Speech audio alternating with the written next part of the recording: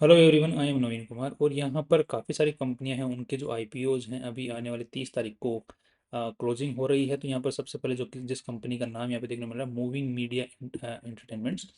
इसका 30 जून को ख़त्म हो रहा है। एंड इसका जो आज के दिन जीएमपी चल रहा है इस पर्टिकुलर कंपनी का 21% के आसपास में चल रहा है।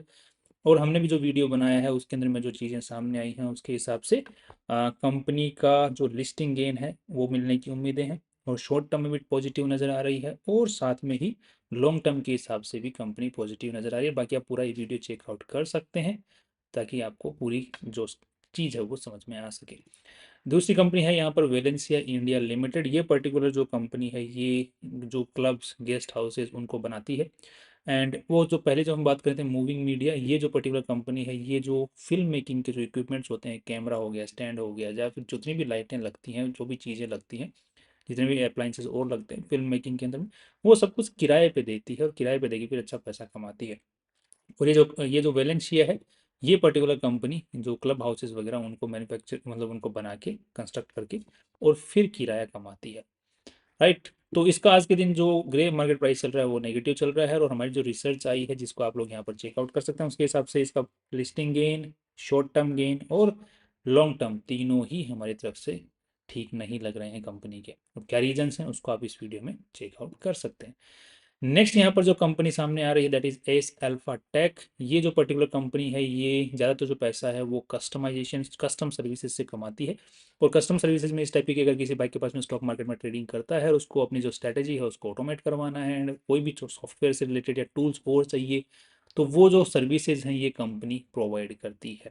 चाहे आपको लाइव डेटा चाहिए, चाहे आपको हिस्टोरिकल डेटा चाहिए, या फिर और कोई टूल्स चाहिए, है ना, तो वो सब चीज़ें ये कंपनी प्रोवाइड करती है। कंपनी का नाम एस अल्फा टेक। और इसका जो आईपीओ लेके आ रहे हैं वो खुद अपने आप में अच्छी खासे मार्केट मेकर्स का काम करते हैं। मतलब इसका जो प्रमोटर है वो मार्केट मेकर्स में कंपनी काम करती है। और इस पर्टिकुलर कंपनी ने साथ में ही एक जो ऑलरेडी जो ये अपने ग्रेविटॉन्स का नाम सुना होगा, तो वो जो कंपनी जिस टाइप का काम करती है उस टाइप का, जिसने जिस कंपनी में इन्वेस्टमेंट किया हुआ है उस टाइप का काम करती है। तो फ्यूचर के हिसाब से अगर देखा जाए, और दूसरी चीज़ इस पर्टिकुलर कंपनी से रिलेटेड एक और बात है कि इसका जो कट ऑफ प्राइस आज के दिन 69 का दिखाई दे रहा है, 107 रुपये का था जब इस कंपनी का आईपीओ की लिस्टिंग, मतलब आईपीओ के बारे में इन्फॉर्मेशन है, तब 107 रुपये इसका प्राइस रखी गई थी। उसको रिड्यूस करके 35% के आसपास से रिड्यूस करके यहाँ पे 69 कर दिया गया था। Right. And I think market दिख गया था मार्केट मेकर्स को कि जो ये इसके जो लीड मैनेजर्स हैं उनकी इतनी बड़ी लिस्टिंग तो नहीं मिलने वाली है। But now because of that thing यहाँ पर देखने को मिला कि लिस्टिंग गेन की अब उम्मीदें हैं, और अभी भी जो एस्टिमेटेड लिस्टिंग प्राइस है वो 91 ही है, जबकि इन्होंने पिछली बार 107 का तो प्राइस रखा था। तो उसके हिसाब से यहाँ पर वीडियो में हमने बात की हुई 107 के हिसाब से। बट स्टिल इसके अगर हम लोग बात करते हैं तो शॉर्ट टर्म के हिसाब से इसके ऊपर में हमने कहा था कि अगर इसका ग्रे मार्केट प्राइस अच्छा चलता है तो शॉर्ट टर्म और लिस्टिंग गेन अच्छे मिलने की उम्मीद है। तो इन्होंने प्राइस रिड्यूस कर दिया तो लिस्टिंग गेन मिलने की उम्मीदें यहाँ पर नजर आ रही है। बाकी लॉन्ग टर्म के हिसाब से अभी इस कंपनी के ऊपर में फोकस सही नहीं लग रहा है।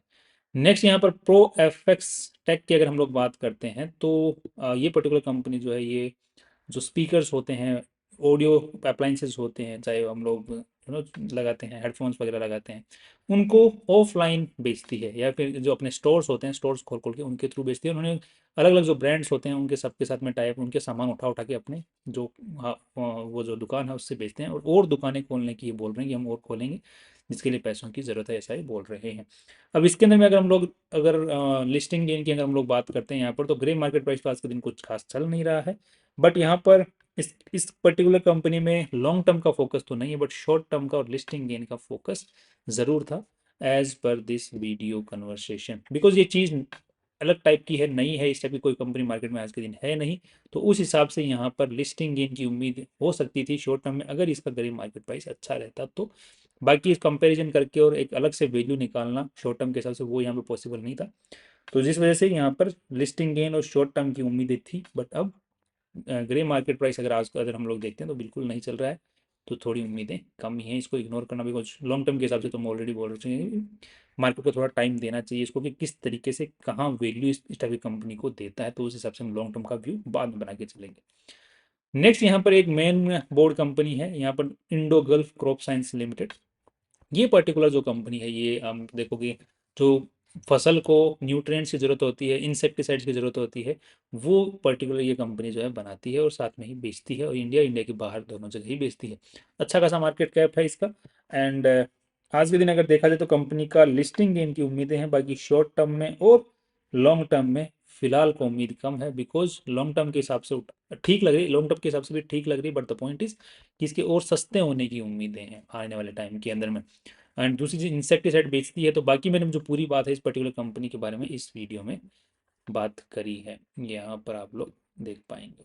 ठीक है, तो इन सभी वीडियोस के अगर आप पीछे के लॉजिक समझने हैं तो आप वीडियो चेकआउट कर सकते हैं। साथ में ही अभी जो लिस्टिंग गेन के हिसाब से जो मुझे नजर आ रही है मेनली, जैसे मैंने अभी बताया, फिल्म मेकिंग वाली कंपनी एक तो ये मूविंग, एंड दूसरी कंपनी जो हमारे सामने है ऑटोमेशन वाली एस अल्फा, एंड तीसरी जो है इंसेक्टिसाइड्स वाली, ये जो है मेन बोर्ड कंपनी। तो तीनों के अंदर में हम लोग अप्लाई करके छोड़ सकते हैं। एंड जो रीजंस हैं बाकी शॉर्ट टर्म लॉन्ग टर्म के लिए किसको होल्ड करना है कर सकते हैं, अगर मार्केट मान के चलो नीचे खुलता भी तो लॉन्ग टर्म के लिए किस कंपनी को होल्ड किया जा सकता है उसका भी हमने जैसे चर्चा किया है। राइट, तो that's all from my side, बाकी कल फिर मिलते हैं इंपॉर्टेंट वीडियो के साथ में। See you tomorrow.